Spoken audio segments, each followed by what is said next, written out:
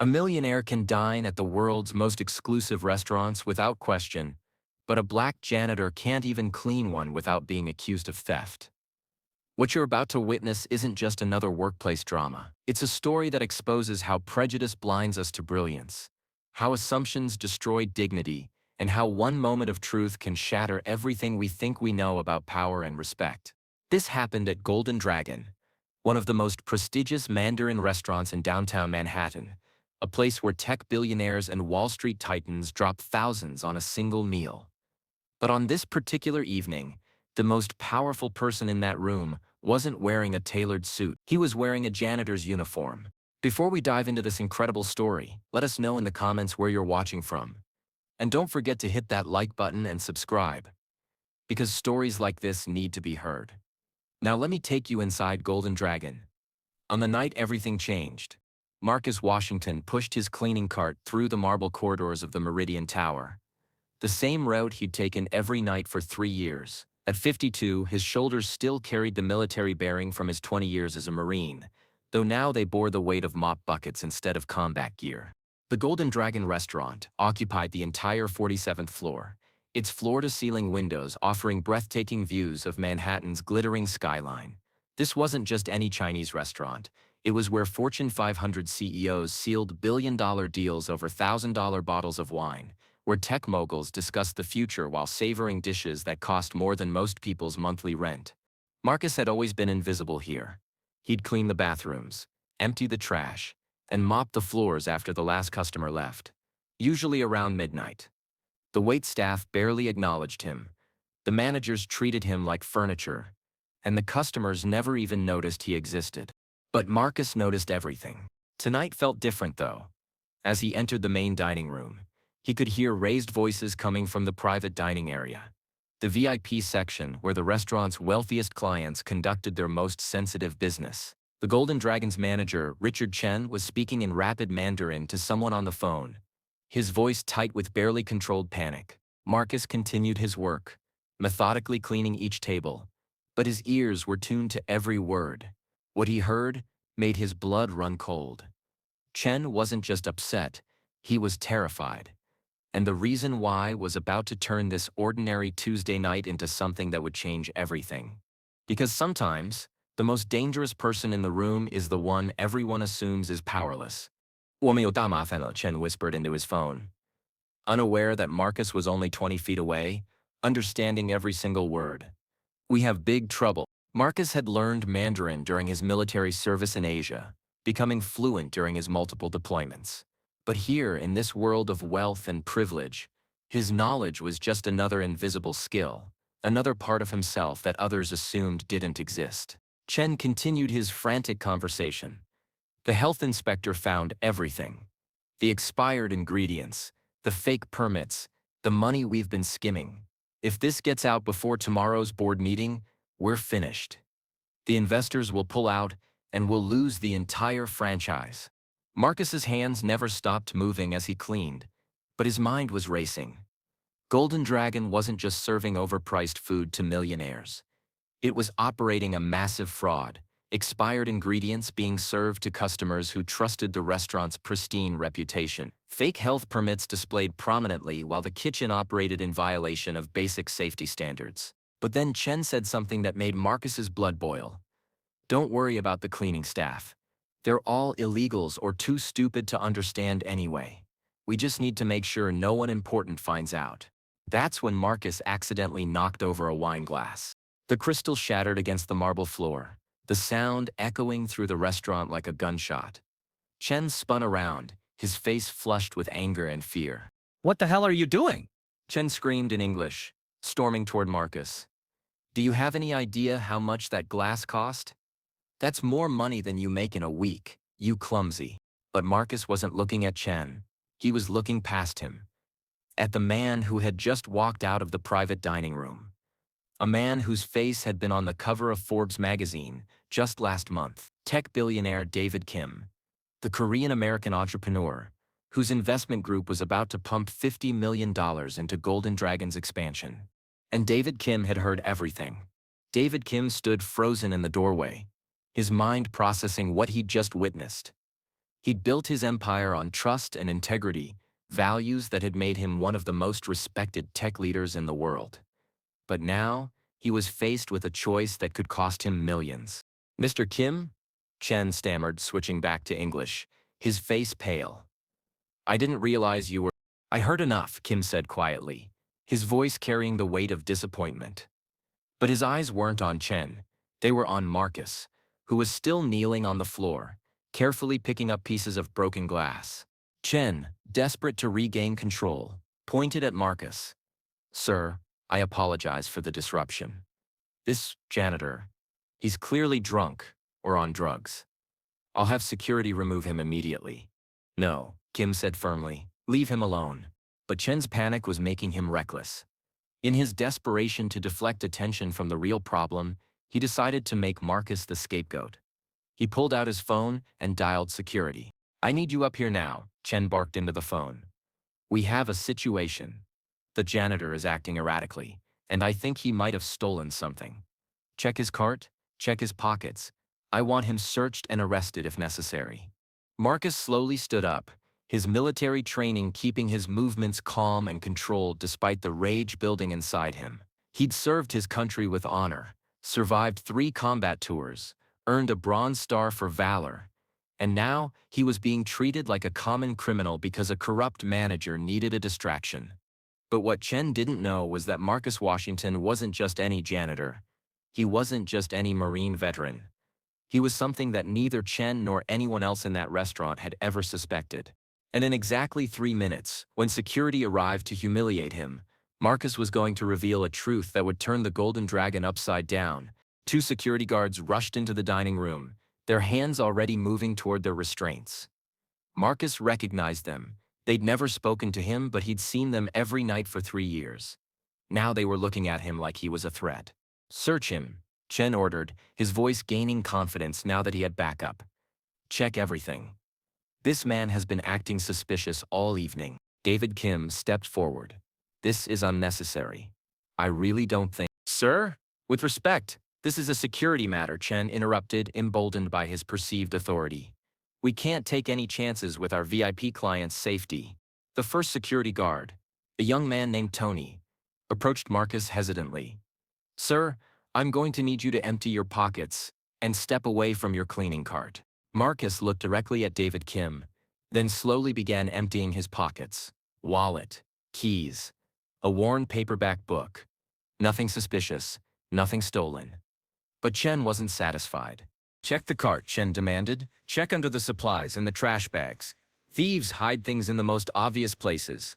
Tony and his partner began rifling through Marcus's cleaning supplies, dumping out trash, scattering his carefully organized tools across the floor. It was deliberate humiliation, designed to break his spirit and reinforce his place in their hierarchy. But Marcus remained perfectly still, his eyes never leaving David Kim's face. He was waiting for something. A sign. A moment. The right opportunity. Chen grew more agitated by the minute. "Keep looking. I know he took something. These people always do. They see all this wealth, and they think they deserve." "Enough!" Marcus's voice cut through Chen's rant like a blade. Everyone froze. It was the first word Marcus had spoken since the incident began. And something in his tone commanded immediate attention. "Mr. Chen," Marcus said, his voice steady and clear. "I think there's been a misunderstanding." Then Marcus did something that made everyone in that room question everything they thought they knew about power, respect, and assumptions. Marcus reached into his back pocket and pulled out a small, leather-bound notebook. Chen immediately pointed at it. "There. He did take something? That's restaurant property." But David Kim stepped closer, his businessman's instincts telling him that something extraordinary was happening. "What's in the notebook, Marcus?" Marcus opened it carefully, revealing pages covered in neat, precise handwriting, all in Mandarin Chinese. "For the past 3 years," Marcus said, his voice gaining strength, "I've been documenting everything I've seen and heard in this restaurant. Every conversation, every deal, every violation." Chen's face went white. You can't read Chinese. That's impossible." Marcus smiled for the first time that evening. "Chen 先生，我不仅会说中文，我还了解你们公司的每一个秘密。Mr. Chen, not only do I speak Chinese, I also know every secret about your company. The security guards stepped back instinctively. David Kim's eyes widened with recognition and growing respect. But Marcus wasn't finished. I know about the expired ingredients you've been serving to customers. I know about the fake health permits. I know about the $50,000 you skimmed from the Kim investment account last month. And I know about the real reason you're panicking tonight. Chen tried to interrupt, but Marcus held up his hand. The health inspector didn't find anything by accident, Mr. Chen. Someone called them. Someone who speaks fluent Mandarin, who understands every word of your phone conversations, who has been watching and waiting for the right moment to expose the truth. David Kim's mouth fell open as the full implication hit him. You called the health department. Marcus nodded. 3 days ago. I couldn't stand watching wealthy people get poisoned while you got rich from fraud. I couldn't stand being treated like I was invisible while you planned to steal from investors who trusted you. But the biggest revelation was still coming. Who are you? David Kim asked, his voice filled with a mixture of awe and disbelief. Marcus closed the notebook and looked directly at the billionaire. My name is Marcus Washington. I'm a 20-year Marine veteran, with 3 combat tours and a Bronze Star for valor.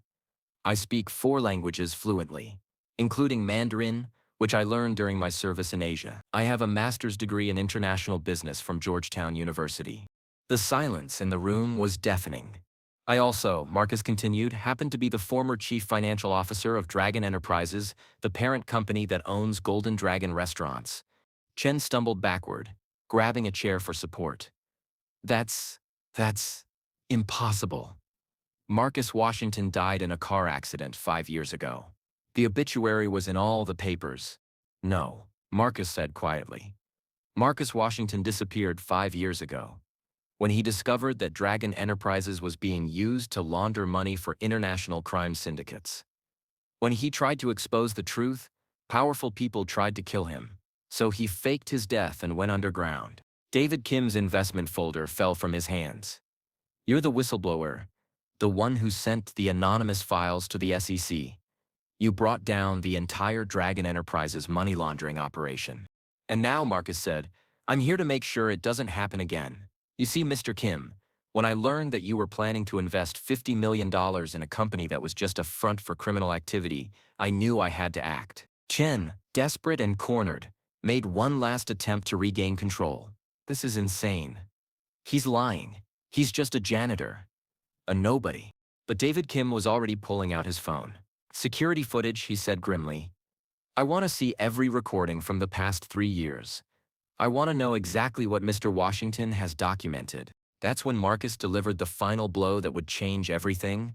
Mr. Kim, Marcus said, there's one more thing you should know before you make any calls. He reached into his cleaning cart and pulled out a manila envelope. These are copies of all the financial records, health violations, and criminal activities I've documented over the past 3 years. But more importantly, they include wire transfer records, showing exactly where your previous investments went. David Kim took the envelope with trembling hands. Previous investments? The $2 million you invested in Golden Dragon last year. It never went to restaurant operations. It was funneled through offshore accounts to the same criminal network that Dragon Enterprises was laundering money for 5 years ago. Kim tore open the envelope, his eyes scanning the documents. His face grew darker with each page. Mr. Chen, Kim said, his voice deadly quiet, you've stolen from me. You've endangered my customers. You've built your entire operation on fraud.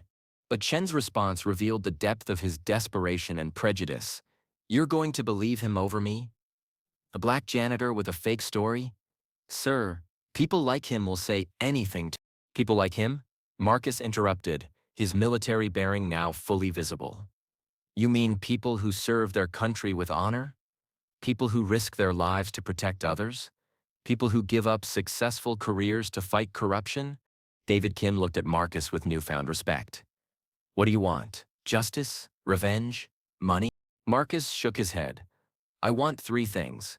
First, I want every customer who is served contaminated food to be notified and compensated.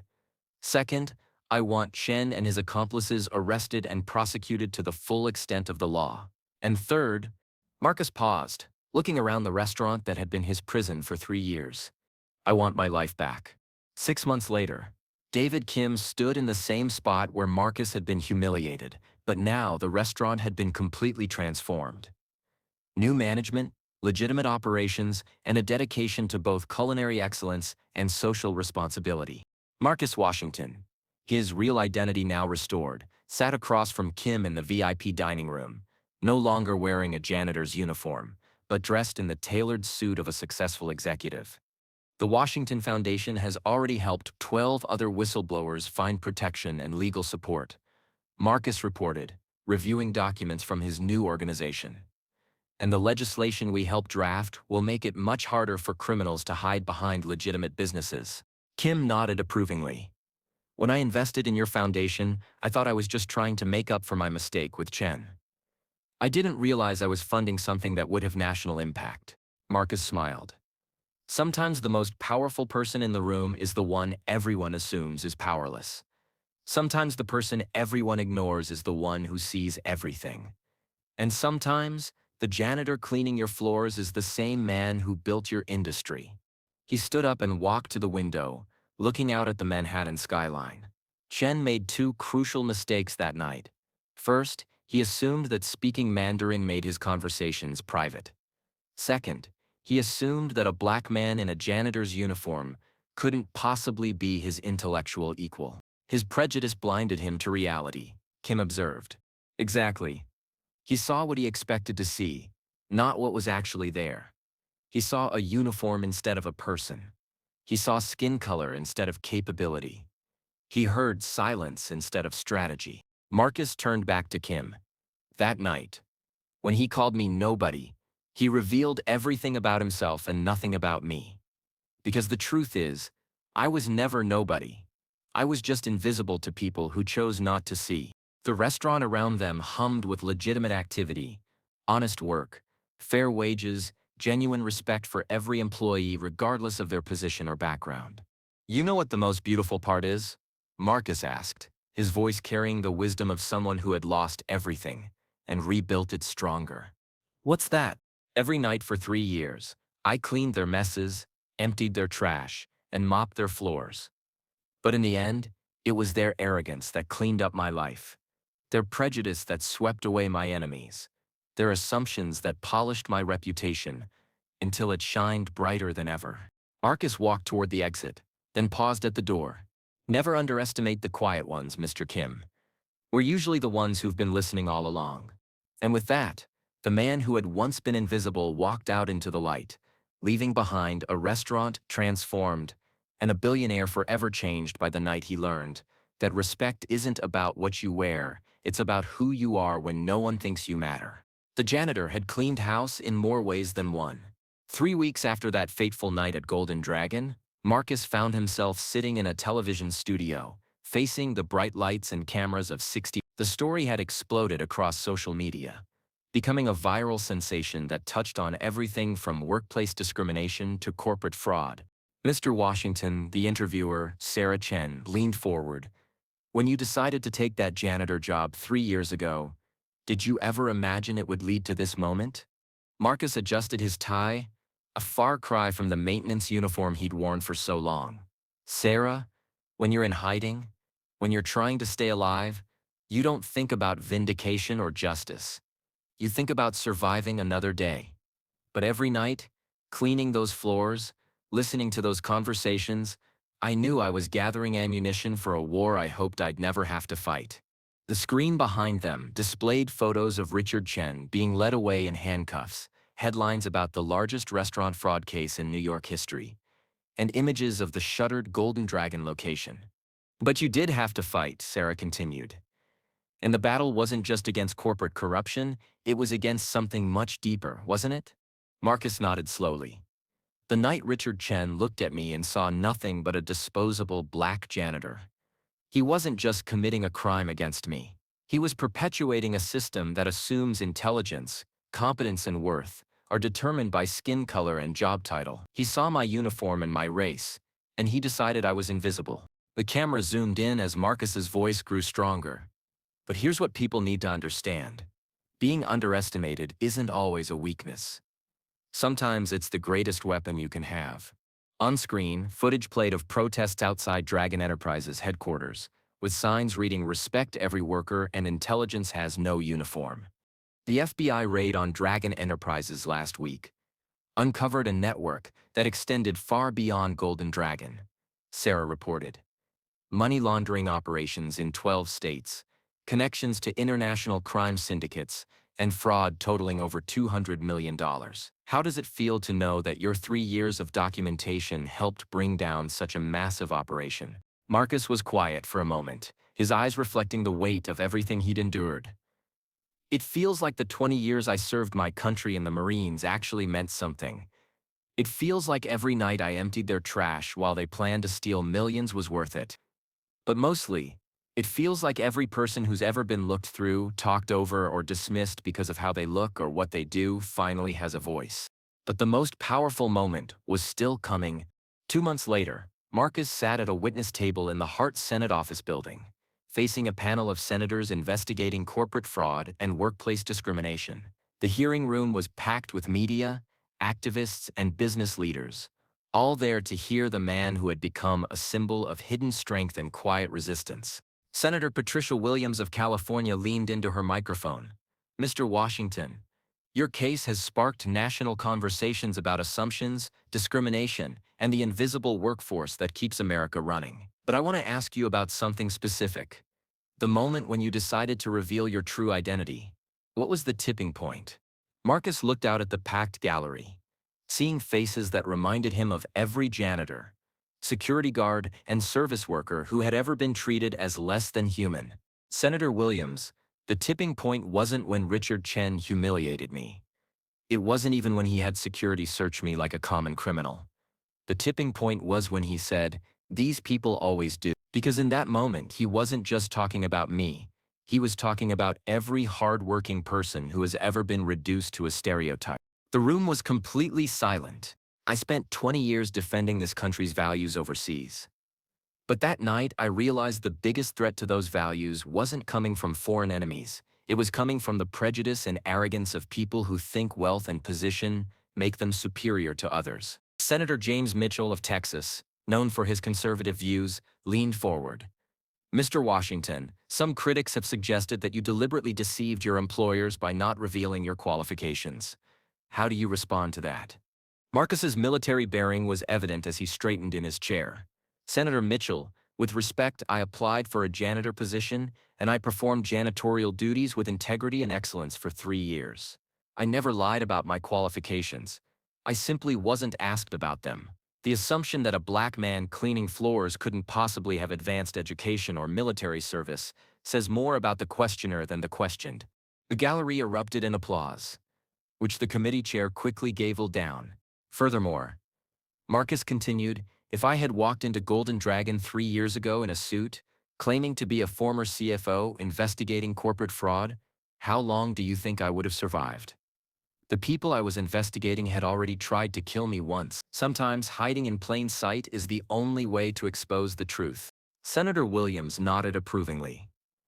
"Your foundation, the Washington Foundation for Workplace Dignity, has already helped dozens of whistleblowers and discriminated workers. What's your ultimate goal?" "My goal, Senator, is simple. I want every person who goes to work in America, whether they're cleaning floors or running boardrooms, to be seen as a complete human being with inherent worth and dignity. I want employers to understand that the person emptying their trash might speak 5 languages, that the woman cleaning their office might have a PhD, that the security guard in their lobby might be a decorated veteran." Marcus paused, his voice growing emotional. "And I want every worker to know that being overlooked doesn't mean being worthless. Sometimes, the most powerful thing you can do is let people underestimate you while you gather the truth that will eventually set everyone free." 1 year later, Marcus stood in the renovated space that had once been Golden Dragon, now transformed into the headquarters of the Washington Foundation for Workplace Dignity. The walls that had once witnessed corruption and humiliation now displayed photos of workers from all backgrounds: janitors, executives, teachers, mechanics, all treated with equal respect and recognition. David Kim entered the lobby, accompanied by a young Latina woman in a maintenance uniform. "Marcus," Kim smiled, "I'd like you to meet Maria Santos, She's the head of our new facilities management team, and she has something to tell you. Maria stepped forward, her eyes bright with determination. Mr. Washington, I'm a licensed engineer from Columbia.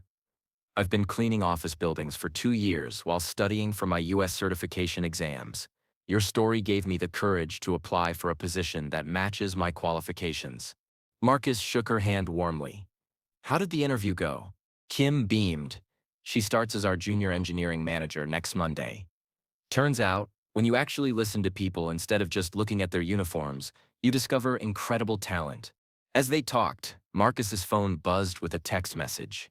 It was from Tony, one of the security guards who had searched him that night at Golden Dragon.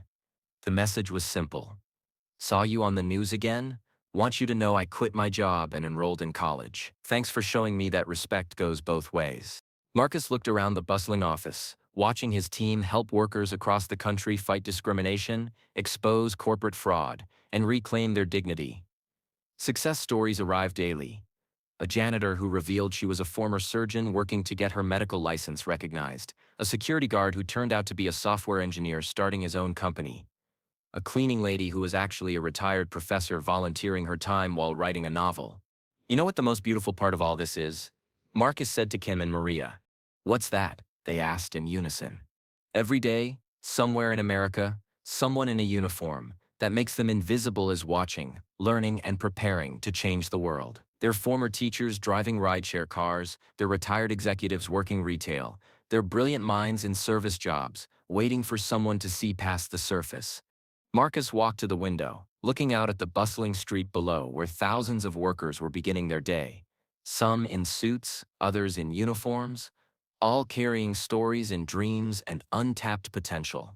Richard Chen thought he could humiliate me because he couldn't see past my skin color and my job title. But his blindness became my superpower. His prejudice became my protection. His arrogance became my ammunition. He turned back to Kim and Maria, his eyes reflecting the wisdom of someone who had lost everything, hidden in plain sight and emerged stronger than ever. The janitor who cleaned up Golden Dragon wasn't just mopping floors, he was sweeping away the lies that let corruption flourish. He wasn't just emptying trash, he was clearing out the garbage that poisoned an entire system. And he wasn't just invisible, he was gathering the power to make the truth impossible to ignore.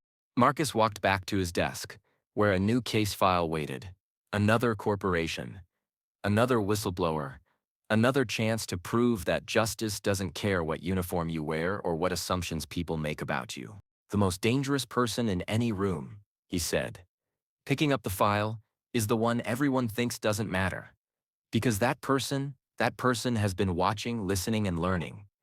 And when they finally speak, the whole world stops to listen. Outside, the sun set over Manhattan, casting long shadows that reminded everyone that even in the brightest light, there are always hidden depths waiting to be discovered. And somewhere in the city, in offices, and restaurants and buildings across America, invisible workers continued their quiet watch, protecting truth and dignity one shift at a time. The janitor had indeed cleaned house, and the house was stronger, cleaner, and more just than ever before.